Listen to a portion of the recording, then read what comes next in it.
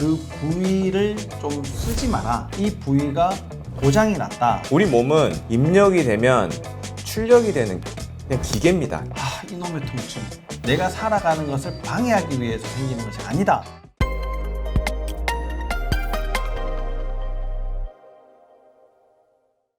안녕하십니까. 아프지 마쇼의 닥터 준스 김준영입니다. 안녕하십니까. 아프지 마시오의 닥터 존스 조준호입니다. 네.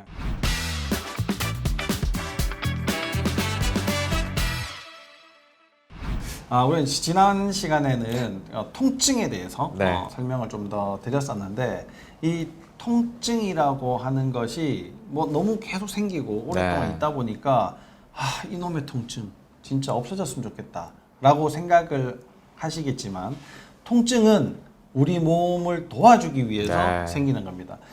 내가 가지고 있는 모든 증상들은 나를 살리고 도와주기 위해서 생기는 것이지, 내가 살아가는 것을 방해하기 위해서 생기는 것이 아니다라는 사실을 반드시 이제 기억을 하셔야 됩니다.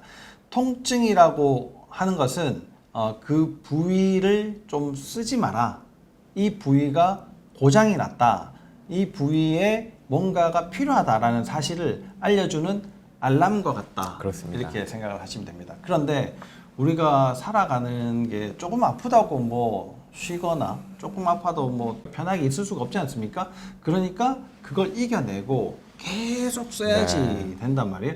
그래서 점점 더 깊은 고장으로 이제 가게 되는데, 아까 이제 근육은 신경을 통해서 움직일 수밖에 없다. 그렇죠. 그렇죠. 그럼 뭐 그거는 뭐랄까 우리가 이제 이렇게 움직이는 인형과 같은 네. 그런 게 이제 근육인데, 그러면 그 신경이라는 것이 근육에게 왜 이렇게 통증이 일어날 정도로 네. 그런 신호를 계속 보내게 될 수밖에 없었나에 네. 대해서 오늘 얘기를 좀 해보면 좋을 것 같습니다. 네.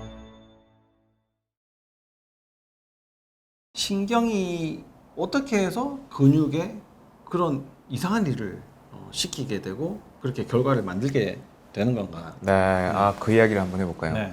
일단 그러면 신경 회로를 한번 우리가 한번 같이 공부해 볼게요. 조금 네. 이제 뭐 어려운 이야기가 될 수도 있겠지만 또 쉽게 표현을 한번 해보도록 노력해 보겠습니다. 우리 몸은 그냥 기계입니다. 기계로 한번 봐볼게요. 어떤 기계냐? 입력이 되면 출력이 되는 기계라고 봐볼게요. 근데 이제 거기에는 이제 목적은 있겠죠. 하나의 목적이라고 하면 우리 몸으로 치면 항상성입니다. 항상성. 어떤 우리 몸을 건강하게 유지하기 위한 어떤 세트 포인트에 맞추기 위해서 감각이 들어오면 출력이 나가는 이런 구조물로 되어 있는 거죠. 그럼 감각이 어떠냐? 그리고 감각을 중간에서 지휘하는 그 논리 회로가 어떻게 되어 있느냐에 따라서 출력 값들이 바뀌게 되는 거죠. 그래서 만약에 문제가 생기면 이 감각에 문제가 생기거나 아니면 중간 과정인 논리 회로에 문제가 생기면 결국 출력 값이 이상하게 나오면서 그게 다시 감각으로 들어가 가지고 이제 결국 손상이라는 안 좋은 결과가 되거든요. 그러면 감각의 종류가 뭔지를 한번 따져보면 우리가 이제 상식적으로 생각하면 이런 거죠. 뭐 맛을 본다거나 냄새 나거나 그다음에 오감들. 그 중에서 이제 촉각으로 치면 뭐가 있습니까? 뭐 온도 감각도 있을 거고, 그렇죠. 이게 누르는 감각, 뭐 가려운 것들, 뿐만 아니라 유해 감각으로 생각되는 통증, 이런 것들 또한 이제 감각이 되는 거고요. 이것뿐만 아니라 실은 외부 우리가 지내고 있는 환경 속에서의 어떤 예를 들면은 뭐 온도, 태양의 온도들, 그리고 이 지내는 사회적인 관계 속에서의 어떤 스트레스들, 그리고 환경 쪽으로 들어오는 어떤 독성 물질이라든지 어떤 환경 독소들, 이런 것 또한 모든 게 감각이 됩니다. 네, 그렇죠. 그래서 그 감각은 일단은 들어왔어요. 들어오면은 어디를 타고 가냐? 뭐 조금은 경로가 다르지만 단순하게 생각하면 척추를 타게 들어갑니다. 네. 척추를 타고 쭉 올라가다가, 자, 저번에 설명드린 대로 우리 신경계는 이 아이스크림 콘처럼 생겼다고 했죠. 자, 척추를 타고 딱 올라가면 거기에 위에 동그랗게 생긴 뇌간이 있습니다. 네. 자, 뇌간이 우리 몸에 들어오는 모든 정보의 중간 정착지입니다. 그래서 이 뇌간에서도 생각을 하는 거예요. 얘를 올려보낼까, 올려보내지 말까, 이런 것까지 판단을 합니다. 그러면 그 자극들이 이제 거기서 이제 통과를 했죠. 통과를 하게 되면 그 위에 변형계, 뭐 둘레계통이라고 하기도 하고, 이런 부분으로 통과를 합니다. 근데 이 부분은 뭘 하는 것이냐?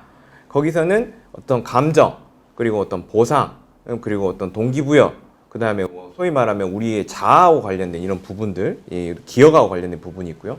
거기를 통과하게 되면 그 위에 이제 대뇌 피질로 가서 판단을 하고 또 사고를 하고 뭐 추상을 해가지고 그 결과값들이 다시 출력이 되는 과정에서는 반대로 이제 그 변형계를 통해서 오고 그 중간에 뭐가 있냐? 시상하부라는 데가 있어요. 그 시상하부가 이거를 이제 분류해서 우리 택배 보낼 때 그러죠. 여기는 뭐 광주, 여기는 부산, 여기는 서울 하듯이 아 이런 정보는 어디로 뿌리는데 어디로 뿌리냐? 세 가지 메인으로 뿌립니다. 세 가지가 있습니다. 하나가 뉴로 엔도크라인, 말하자면 호르몬계를 움직입니다. 이제 그리고 하나는 소마토 모터, 뭐냐면 근육을 움직이는 거죠.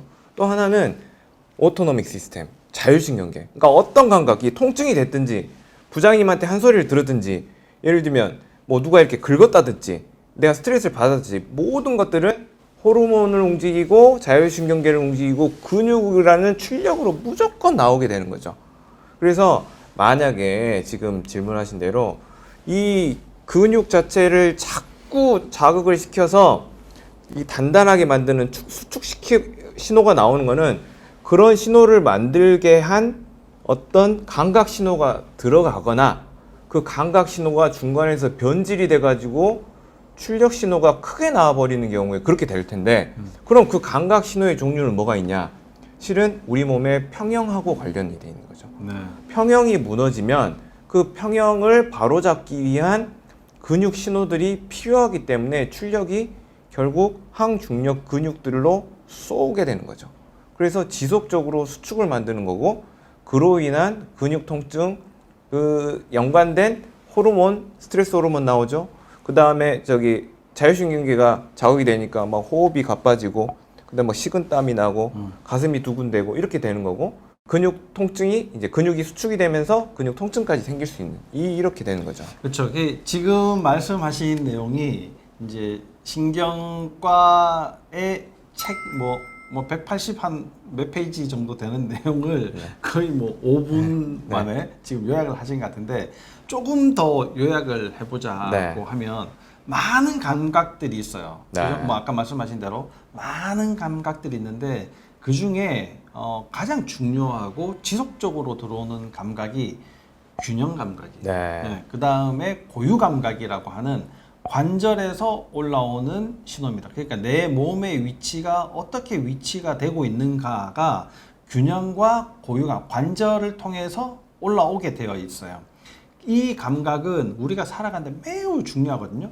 뭐 이게 아프다든지 떨린다든지 눌린다든지 뭐 이런 여러 가지 감각들, 맛을 본다든지 이런 냄새가 난다든지 이런 감각들은 사실 별로 없을 수 있잖아요. 그냥 어떤 순간에는 굉장히 강하게 느끼실 수 있지만 근데 균형 감각과 그 다음에 고유 감각은 계속 느끼는, 내가 잘 때도 느끼고 있다라는 사실을 반드시 기억을 하셔야 됩니다. 이 감각이 뇌 간을 통해서 머리로 갔다가 다시 뇌 간을 통해서 몸으로 나오는 그 과정 중에서 뭔가 오류가 생겼다. 그렇죠. 라는 거죠. 내 관절에 문제가 있어서 그게 생길 수도 있고 아니면 뇌 간으로 가는 길에서 문제가 생겼을 수도 있고 뇌 간에서 대뇌 피질로 갈 때 문제가 생길 수도 있고 대뇌 피질에서 다시 뇌 간으로 갈 때 문제가 생길 수도 있고 뇌간에서 다시 출력값으로 될 그런 과정 중에 오류가 생길 수가 있다 이 얘기입니다. 그러면 우리는 이제 오류가 생길 수 있는 부위가 한 대여섯 가지 군데가 되는데 그 중에 가장 확률적으로 가장 오류가 생길 가능성이 높은 부위가 바로 척추 부분이다라는 겁니다. 그러니까 뇌를 아무리 뒤지고 관절 사진을 아무리 찍고 근육을 아무리 들여다봐도 그 문제를 찾아낼 수가 없습니다. 그러니까 원인 없이 아프기만 아프고 계속 이 병원 저 병원 떠돌아다니시게 되는 거죠. 그래서 저희 병원에서 보는 그 척추 구조적인 자율신경계 문제 해결 방법이 많은 분들에게 도움이 되고 사실 이게 거의 극한까지 가 있으신 분들이 섬유, 근통, 증후군 환자분들이시거든요. 뭐 여러 가지 방법들이 있겠지만 그거는 다음 시간에 저희들이 또 이야기를 하도록 하겠습니다. 이 치료법이 괜찮은 건가 아닌가에 대해서 좀 더 얘기를 해보도록 하겠습니다. 감사합니다. 감사합니다.